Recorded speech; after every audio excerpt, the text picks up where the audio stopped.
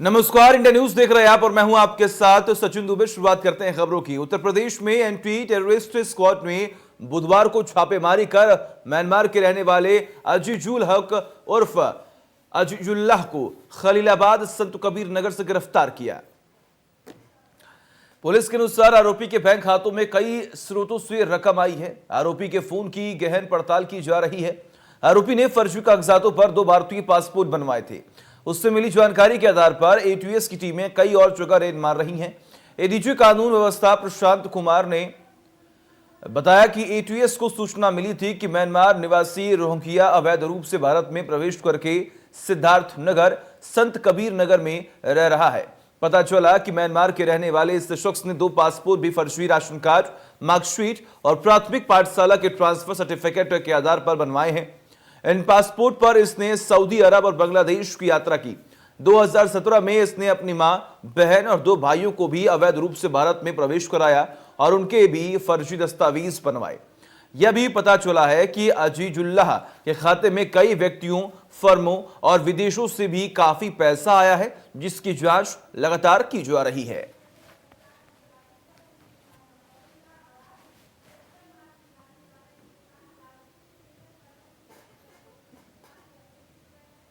प्रदेश के 5 जिलों में की है छापेमारी। एटीएस ने बस्ती, खलीलाबाद, गोरखपुर और अन्य जगहों पर छापेमारी करके टेरर फंडिंग की कमर तोड़ने की पूरी कोशिश की है। हम आपको बता दें कि 2018 में गोरखपुर में एक मोबाइल के थोक व्यापारी यहाँ की भी छापामारी की थी और तब 50 लाख रुपए कैश बरामद किए थे। एक बार फिर वहाँ छापेमारी की गई है, लेकिन सवाल बड़ा है कि आखिर किस तरीके से टेरर फंडिंग के नाम पर उत्तर प्रदेश में जड़ें जमा रहा है आतंकी गिरोह। और साथ ही ये भी मालूम चला है कि जिन लोगों को गिरफ्तार लिया गया है, हिरासत में लिया गया है, उनमें कुछ लोग का संपर्क है बांग्लादेश के आतंकी संगठनों से। तो जाहिर सी बात है, ये एक बड़ी कोशिश, एक बड़ी कामयाबी एटीएस के हाथ लगी है। और अब ये उम्मीद की जा रही है कि जिन लोगों को हिरासत में लिया गया है उसमें एक जेई अब्दुल मन्नान भी है। उससे जब पूछताछ की जाएगी तो मालूम चलेगा कि इनकी जड़ें कहां तक फैली थी और किस तरीके से ये कर रहे थे टेरर फंडिंग में अपना सहयोग। वीडियो जर्नलिस्ट रोहित के साथ खुर्रम जामी, इंडिया न्यूज, लखनऊ। और वही मुख्यमंत्री योगी आदित्यनाथ ने बदायूं में महिला के साथ गैंगरेप और हत्या केस का संज्ञान लिया है। सीएम योगी ने अभियुक्तों के खिलाफ सख्त से सख्त कानूनी कार्रवाई किए जाने के निर्देश दिए हैं। साथ ही मुख्यमंत्री ने एडीजी जोन बरेली को घटना के संबंध में रिपोर्ट प्रस्तुत करने के निर्देश भी दिए। इसके अलावा मुख्यमंत्री ने मामले में उत्तर प्रदेश एसटीएफ को भी इस घटना की विवेचना में सहयोग देने के निर्देश दिए हैं।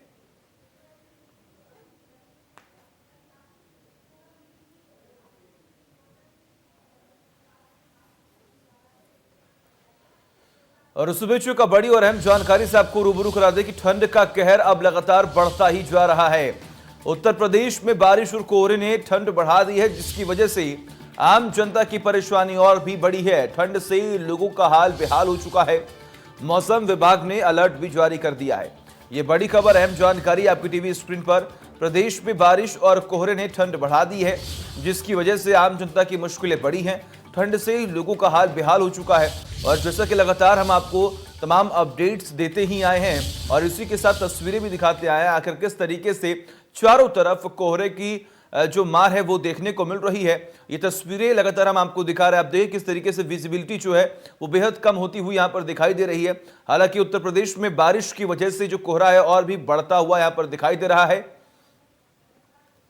मौसम विभाग ने भी यहाँ पर अलर्ट जारी कर दिया है। तो ये तमाम तस्वीरें जो है लगातार हम आपको दिखा रहे हैं, आखिर किस तरीके से मौसम विभाग की तरफ से भी अलर्ट जारी किया गया कि कहीं ना कहीं आम जनता की जो मुश्किलें हैं वो बढ़ती हुई यहाँ पर दिखाई दे रही हैं।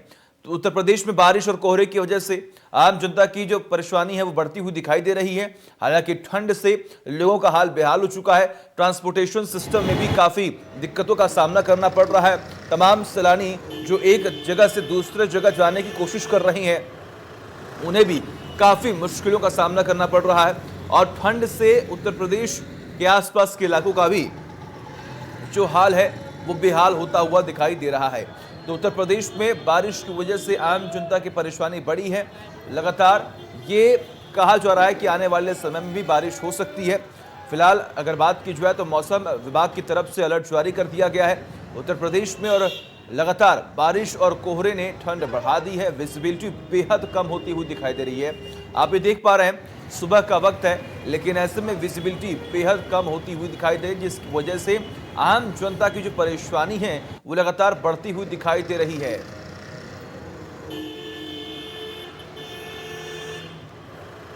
और तमाम जानकारी के लिए हमारे साथ गोरखपुर से हमारे सहयोगी सुशील जुड़े हुए हैं। सुशील, फिलहाल अगर हम अभी वर्तमान में बात करें, सुबह सुबह का वक्त है, लोग अपने घरों से बाहर निकल रहे हैं, लेकिन फिलहाल गोरखपुर की अगर हम बात करें तो क्या ठंड को लेकर अपडेट है?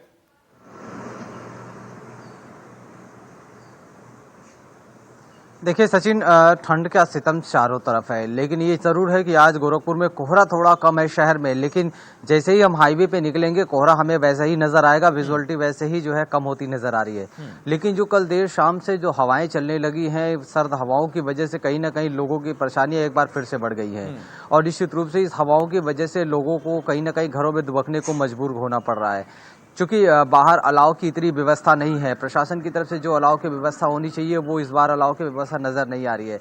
ऐसे में जो लोग हैं वो किसी तरीके से गर्म कपड़े पहन करके अपने कामों को कर रहे हैं और बाहर जो खुले आसमान के नीचे जिंदगी गुजारने वाले, बसर करने वाले जो लोग हैं वो किसी तरीके से लकड़ी और झाड़ पत्ती इकट्ठा करके अलाव जला करके इस सर्दी से निजात पा रहे हैं। लेकिन कहीं ना कहीं प्रशासन की तरफ से कोई अलाव की व्यवस्था ही बहुत ज्यादा नहीं की गई है और ऐसे में आसपास से होने वाली बारिश की वजह से गलन और बढ़ गई है और लोगों की परेशानियां लगातार बढ़ती जा रही है और सर्दी से अभी लोगों को निजात मिलने वाला नहीं है, क्योंकि मौसम विभाग ने भी साफ अलर्ट कर दिया है कि अभी मौसम तकरीबन जो है 4 से 5 दिन तक ऐसे ही बने रहने वाला है और कई जगह तो ओलावृष्टि और बारिश भी हुई है।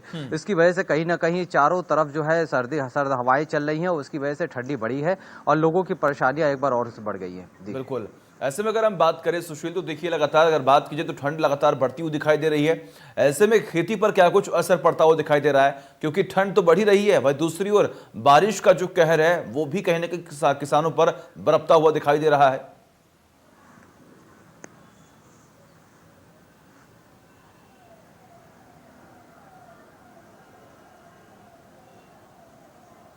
जी सुशील, आवाज पहुंच रही है आप तक मेरी? तो हमारा संपर्क जो है वो टूटा हुआ, लेकिन सीधे रुक करते हैं हमारे सहयोगी रजत। अगर बात की जाए यहाँ पर रजत, तो क्या फिलहाल ठंड को लेकर क्या अपडेट सामने आ रहा है? जी बिल्कुल सचिन, जहां मौसम विभाग ने अलर्ट जारी किया था कि जो लगातार सर्दी बढ़ेगी और जो बारिश हुई थी उसके बाद सर्दी का प्रकोप है वो दिल्ली एनसीआर बढ़ेगा। लेकिन अगर हम ग्रेटर नोएडा की बात करें, ग्रेटर नोएडा में हालांकि अब बारिश नहीं हो रही है, लेकिन जो कोहरा है वो भी बिल्कुल ही नहीं है। हालांकि सर्दी भी काफी कम हुई है, लोगों की जो आवागमन है तो देखोगे सड़कों पर आवागमन भी काफी हो रही है। कहीं ना कहीं जो बारिश के बाद सर्दी बढ़ने का अनुमान था अब कम होता हुआ नजर आ रहा है। लोगों को अब गर्म कपड़े भी बेहद ही कम यूज कर, क्योंकि आज की बात करें तो आज बेहद ही जो सर्दी है बेहद ही कम है। कहीं ना कहीं जो बारिश का जो सर्दी बढ़ने का अनुमान था कि सर्दी बढ़ेगी, लोगों को काफी समस्याएं होंगी, लेकिन अब जो हालात है नोएडा की बात करते तो यहाँ पर सर्दी आज बेहद ही कम है। लोगों के आवागमन भी काफी देखी जा रही है। कहीं ना कहीं अब जो मौसम विभाग ने जारी किया था कि 8 जनवरी तक यहाँ पे बारिश भी होगी, तमाम तरह के जो और भी कहा था शीतलहर भी चलेगी, हालांकि अब शीतलहर भी नहीं और जो सर्दी का जो प्रकोप बढ़ने का अनुमान था वो बेहद ही कम है। हालांकि अब लोगों को आवागमन भी कुछ ज्यादा ही देखने को मिल रहा है। बिल्कुल, ऐसे में अगर हम बात करें तो काफी वक्त हो चुका है और ठंड की वजह से जो आम जनता है उनकी मुश्किलें बढ़ रही हैं, लेकिन खास तौर पर वो सैलानी जो अपने घरों से बाहर निकल रहे हैं दूसरे राज्य जाने के लिए या फिर कहीं मौसम का लुत्फ उठाने के लिए, कहीं ना कहीं उनकी मुश्किलें जो है बढ़ती हुई दिखाई दे रही हैं। जी बिल्कुल, उनके लिए काफी समस्या है, क्योंकि जाहिर सी बात दूसरे राज्य से आएंगे तो सर्दी का, हालांकि नोएडा के जो हालात है तापमान ठीक है क्योंकि यहाँ पे सर्दी नहीं है, लेकिन और जगह पे जो लोग बाहर से आते हैं और यहाँ से जाते हैं उनके लिए समस्या ज्यादा है। पहाड़ी इलाकों में जाओगे तो सर्दी का प्रकोप ज्यादा। अगर नोएडा की बात करें, नोएडा में तो व्यवस्थाएं की गई, अब रेन बसेरे भी बना दिए, जगह जगह पर अलाव की भी व्यवस्था की गई। हालांकि प्रशासन ने पूरी मजबूती से ठंड से लड़ने के लिए पूरी व्यवस्थाएं की है, लेकिन अब लोगों को भी सहयोग देना पड़ेगा कि जहां जरूरत काम है तभी बाहर निकले, अर्थात अगर काम नहीं है तो घर से बाहर ना निकले, क्योंकि सर्दी अभी भी है। हालांकि बारिश नहीं हो रही, लेकिन सर्दी का सितम है अभी भी जारी है। हालांकि अब देखने वाली बात यह है कि अगर आगे वाले दिनों के और बूंदाबांदी हुई तो शायद और सर्दी का प्रकोप है भी और बढ़ेगा। बिल्कुल, लगातार बने रहिए हमारे साथ, तमाम अपडेट्स हम आपसे लेते रहेंगे। मैं सीधे रुक करूंगा सुशील का। सुशील, अगर हम बात करें यहाँ पर तो कोहरे की वजह से तो मुश्किलें बढ़ी ही थी किसानों की, लेकिन अब बारिश की वजह से भी तमाम फसलें कि जो लगातार अगर बात की जाए तो जो फसलें हैं अब वो बर्बाद होती हुई दिखाई दे रही है वहां पर।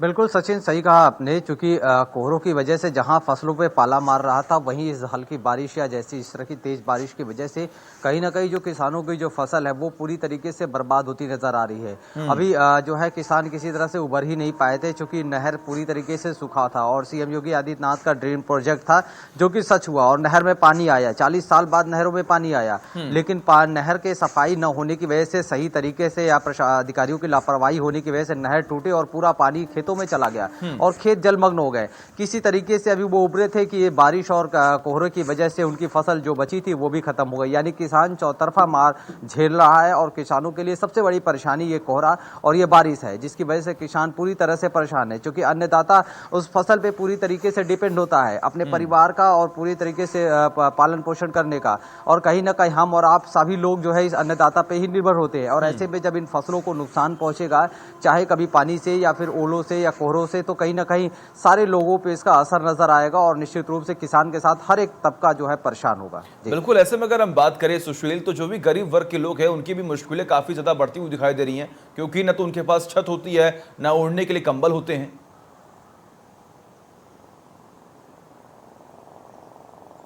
बिल्कुल सही बात है, क्योंकि सबसे ज्यादा अगर परेशानी का सबब झेलना पड़ता है तो उन गरीबों को झेलना पड़ता है जिनके ऊपर जो है छत नहीं होता, खुले आसमान के नीचे वो रात गुजारने को मजबूर होते हैं। गर्मी तो किसी तरह से गुजर जाती है, लेकिन बरसात और सर्दी इनके लिए सबसे बड़ा सितम लेके आती है।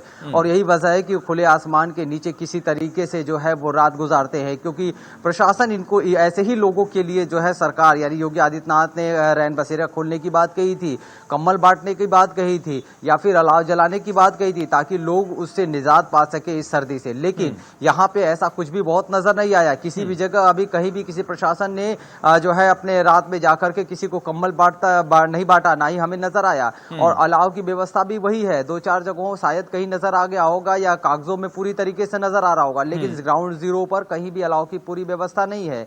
अब ऐसे में वो जो बेचारे खुमचे वाले, ठेले वाले या जो खुले आसमान के नीचे रहने वाले हैं, वो इस पूरे सर्दी से इसी तरीके से सर्दी का स्थिति झेलने को मजबूर है और खुले आसमान के नीचे उनकी परेशानी को देखने वाला कोई नहीं है और इसी तरह से उनकी जिंदगी कटती है। ठीक है, बिल्कुल लगातार बने रहिए हमारे साथ और सुशील तमाम अपडेट्स हम आपसे लेते रहेंगे। अगर बात की जाए यहाँ पर, तो लगातार ठंड जो है वो बढ़ती हुई यहाँ पर दिखाई दे रही है और आम जनता की जो मुश्किलें हैं वो बढ़ रही हैं। मैं सीधे रुक करूंगा हमारे सहयोगी रजत के पास। रजत, अगर बात करें यहाँ पर, तो जो भी छोटे वर्ग के व्यापारी हैं जो लगातार रिक्शा का चला के यहाँ पर अपने जीवन व्यापन कर रहे हैं, उनके लिए भी लगातार जो ठंड है वो काफी परेशानी का सबब बनती हुई दिखाई दे रही है। बारिश की वजह से लगातार वो परेशान हो रहे हैं। बिल्कुल जाहिर सी बात है, जो नोएडा, ग्रेटर नोएडा जो इंडस्ट्रियल एरिया है, यहाँ की हालांकि सर्दी के चलते लोगों को काफी समस्याएं हो रही है। अगर हम कहें ऑटो चालक से लेकर जो कोई भी बड़ा व्यापारी है उसको भी काफी समस्याएं हो रही है, क्योंकि सर्दी का प्रकोप है वो लगातार बढ़ता हुआ। आज ही काफी मौसम ठीक है, साफ है, लेकिन इससे पहले के जो हालात है दिल्ली में जो एनसीआर समेत नोएडा उसके बहुत ही खराब थे, क्योंकि 10 कदम की दूरी पर भी दिखाई नहीं दे रहे थे और बारिश के चलते जो इंडस्ट्रियल एरिया थी पूरी तरह ठप होती हुई नजर आ रही थी, क्योंकि लोगों का आवागमन था वो हो नहीं पा रहा। जो कर्मचारी थे वो कंपनी तक नहीं पहुंच पा रहे, क्योंकि रास्ते में बारिश हो रही थी। इसके चलते काफी दिक्कतों का सामना करने, लेकिन अब जो हालात है काफी ठीक है, क्योंकि बारिश भी थम चुकी और जो कहीं ना कहीं मौसम है, मौसम का भी मिजाज है वो बदल चुका है। हालांकि सर्दी कम है और तो अगर आसमान की बात करें तो आसमानों में अभी बादल भी, और कोहरे की बात करें, कोहरा भी दिल्ली जो नोएडा में अभी तक देखने को नहीं मिला ज्यादातर। लेकिन अब जो लोगों की बात करें, जो गरीब लोग हैं, हालांकि उनको भी समस्याएं हुई, लेकिन जिस तरह से जो अभी 2 दिन पहले जो सर्दी का प्रकोप था उससे लोगों को काफी मतलब खतरा हुआ था, क्योंकि लोग काफी घरों से कम ही निकल लेते थे, क्योंकि रास्ते में जाते समय बारिश का सामना करना पड़ता था। इसलिए कुछ लोग तो अपने घर पर ही नौकरी छोड़कर बैठ जाते थे, क्योंकि सुबह से ही जो बारिश होने लगती थी, इसके लिए लोगों का जो आवागमन था बेहद ही कम था। ठीक है, बिल्कुल। आप दोनों का बहुत बहुत शुक्रिया तमाम जानकारी के लिए। लगातार नजर आप बनाए रखिए, तमाम अपडेट्स हम आपसे लेते रहेंगे। और इस बीच में रुक करते एक बड़ी खबर का, लखनऊ से एक बड़ी खबर सामने आ रही है। ये बड़ी और अहम जानकारी आपकी टीवी स्क्रीन पर। लखनऊ से बड़ी खबर सामने आ रही है। लखनऊ में 2 बाहुबली गुटों के बीच हुआ गैंग वॉर। जी हां, ये बड़ी खबर, अहम जानकारी आपकी टीवी स्क्रीन पर।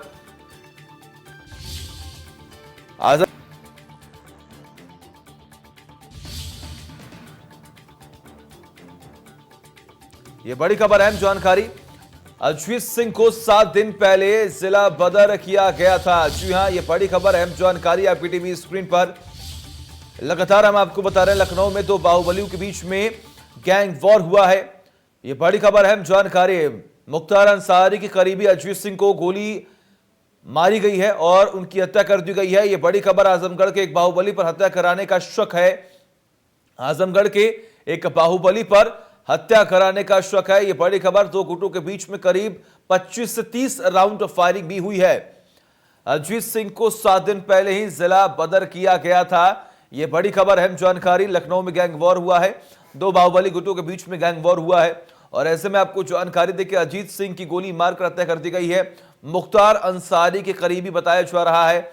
यह बड़ी खबर लगातार हम आपको बता रहे हैं। आप देख किस तरीके से बदमाशों के हौसले और बाहुबलियों के हौसले जो यहां पर बुलंद होते हुए दिखाई दे रहे हैं। एक तरफ जहां पर लगातार जीरो टॉलरेंस की रणनीति अपनाई जा रही है उत्तर प्रदेश पुलिस की तरफ से, लेकिन वहीं दूसरी ओर लखनऊ यानी कि उत्तर प्रदेश की राजधानी लखनऊ की तस्वीरें सामने आई है जहां पर 2 बाहुबली गुटों के बीच में जमकर गोलीबारी हुई है। अगर बात की जाए यहां पर तो 25 से 30 राउंड फायरिंग की गई है। आजमगढ़ के एक बाहुबली पर हत्या कराने का शक भी अभी लगातार बनता हुआ दिखाई दे रहा है।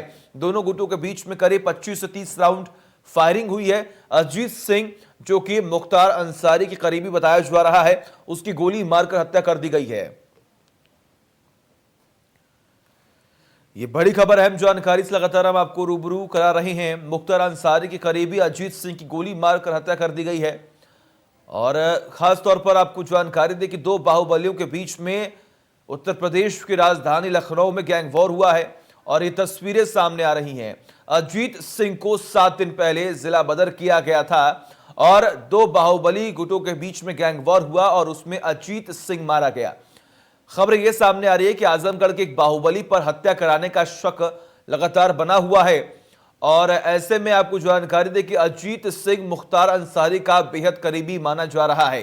यह बड़ी खबर, अहम जानकारी आपकी टीवी स्क्रीन पर हम आपको बता रहे हैं। मुख्तार अंसारी के करीबी बताया जा रहा है अजीत सिंह, जिसकी गोली मारकर हत्या की गई है। 2 बाहुबली गुटों के बीच में यह गोलीबारी हुई है। यह बड़ी खबर, अहम जानकारी आपकी टीवी स्क्रीन पर लगातार हम आपको बता रहे हैं।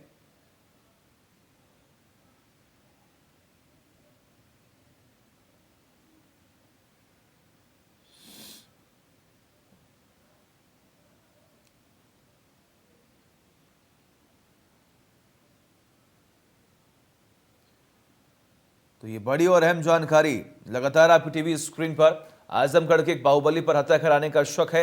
आजमगढ़ के एक बाहुबली पर हत्या कराने का शक है और आपको जानकारी दे कि अजीत सिंह की गोली मारकर हत्या की गई है, जो कि मुख्तार अंसारी के करीबी बताया जा रहा है। तो ये बड़ी और अहम जानकारी से लगातार हम आपको रूबरू करा रहे हैं कि आखिर पूरा मामला क्या है। आजमगढ़ के एक बाहुबली पर हत्या कराने का शक है। अजीत सिंह की गोली मारकर हत्या कर दी गई है और अजीत सिंह मुख्तार अंसारी का बेहद करीबी माना जा रहा है। बाहुबली के 2 गुटों के बीच में जमकर गोलीबारी हुई और वही बदायूं में महिला के साथ गैंगरेप के बाद हत्या के मामले में मुख्य आरोपी को पकड़ने के लिए सीएम योगी आदित्यनाथ ने एसटीएफ को आदेश दिया। जिला पुलिस के साथ एसटीएफ भी मामले की जांच करेगी। साथ ही आरोपियों पर एनएसए के तहत कार्रवाई की जाएगी। इस मामले के मुख्य आरोपी पर 50,000 रुपए का इनाम घोषित किया गया है। मुख्य आरोपी महंत सत्यनारायण फरार है। दरअसल उदयतवी इलाके में 50 वर्षीय महिला अपने गांव के मंदिर में पूजा करने के लिए गई थी, जिसके बाद महिला का शव संदिग्ध हालत में मिला था। पुलिस ने जब इस मामले की जांच की और पोस्टमार्टम रिपोर्ट सामने आई तो गैंगरेप की पुष्टि हुई। पोस्टमार्टम रिपोर्ट के मुताबिक महिला के गुप्तांग पर चोट भी आई है और महिला का पैर भी फ्रैक्चर पाया गया है।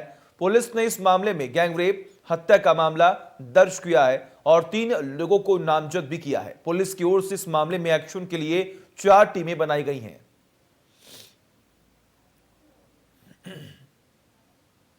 ये थाना उगैती क्षेत्र में लगभग 50 वर्षीय एक महिला की संदिग्ध परिस्थितियों में मृत्यु होने पर परिजनों की तहरीर के आधार पर और पोस्टमार्टम रिपोर्ट के आधार पर सेक्शन 376 डी आईपीसी और 302 आईपीसी का मुकदमा पंजीकृत किया गया था।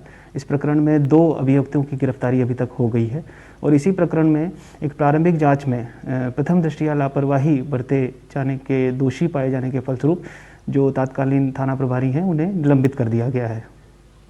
ये थाना उगैती और वही झांसी में हैदराबाद जाने के लिए सर्कुलेटिंग एरिया में ट्रेन का इंतजार कर दंपत्ति को पीआरटी जवान ने डरा धमकाकर अपनी साथ ले गया। रास्ते में मारपीट कर पति को उतार दिया और पत्नी को मेडिकल कॉलेज कैंपस में ले गया और उसके साथ दुष्कर्म किया। आधी रात को पीड़िता के पति ने जीआरपी थाना जाकर पूरी घटना बताई। तत्काल हरकत में आई पुलिस ने आरोपी की तलाश की। लगभग 3 बजे सुबह आरोपी को युवती के साथ गिरफ्तार कर लिया गया।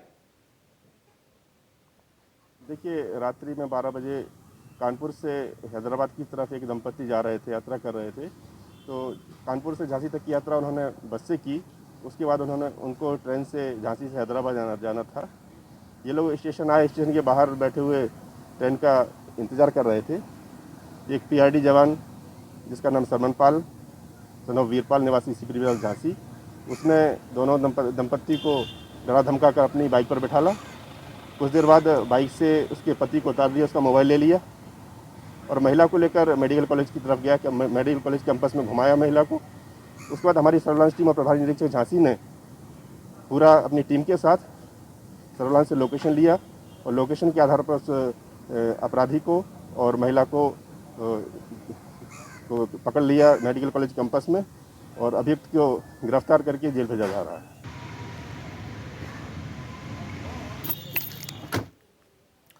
और वही कांग्रेस प्रदेश अध्यक्ष अजय कुमार लल्लू का बड़ा बयान आया सामने। अजय कुमार लल्लू ने सीएम योगी को दिया है खुला चैलेंज। सीएम योगी किसान बिल पर कर लें खुली बहस। उत्तर प्रदेश का गन्ना किसान बदहाल है। गन्ना किसानों की आय 10 गुना घटी है। किसानों के साथ खड़ी है कांग्रेस पार्टी। उत्तर प्रदेश में नहीं है कानून का राज। तो लखनऊ की ये तस्वीरें सामने आ रही हैं जहां पर अजय कुमार लल्लू ने सीएम योगी को खुली चुनौती दी। एक तरफ जहां मुख्यमंत्री आज किसानों की को लेकर के आज कई सारे उद्घाटन कर रहे हैं, वहीं आप आज फिर किसानों के साथ बैठेंगे। आप ये बैठक कैसी है और इसमें कौन कौन लोग शामिल होंगे? मैं उत्तर प्रदेश के मुख्यमंत्री योगी आदित्यनाथ जी से पूरी तरह इस कृषि बिल पर खुली बहस करने के लिए तैयार हूं। डेट और जगह वो निश्चित कर लें। इसका फायदा आज तक न प्रधानमंत्री न बता पाए और न देश के मंत्री बता पाए। उत्तर प्रदेश के मुख्यमंत्री बैठ जाए, मैं भी बैठता हूं, मैं इसका नुकसान बताता हूं और वो इसका फायदा गिना दें। और इस बीच एक बड़ी और अहम जानकारी से आपको रूबरू करा दें। ये बड़ी खबर, अहम जानकारी। किसान आज निकालेंगे ट्रैक्टर रैली। जी हां, ये बड़ी खबर, अहम जानकारी। कृषि कानूनों के विरोध में किसान निकालेंगे ट्रैक्टर रैली। गाजीपुर बॉर्डर से पलवल तक होगी ट्रैक्टर रैली। ये बड़ी खबर, अहम जानकारी। 8 जनवरी को होनी है सरकार के साथ अगली वार्ता। कृषि कानूनों के विरोध में निकाली जाएगी ट्रैक्टर रैली। ये बड़ी खबर, अहम जानकारी आपकी टीवी स्क्रीन पर लगातार हम आपको बता रहे हैं। किसान आज निकालेंगे ट्रैक्टर रैली। कृषि कानूनों के विरोध में किसान निकालेंगे ट्रैक्टर रैली। और कई बैठकें हो चुकी हैं, लेकिन तमाम बैठकें जो भी अभी तक हुई हैं वो बेनतीजा रही हैं। लेकिन एक बार फिर से 8 जनवरी को बातचीत होगी। और इसी के साथ फिलहाल खबरों में बस इतना ही। देखते रहिए इंडिया न्यूज। नमस्कार।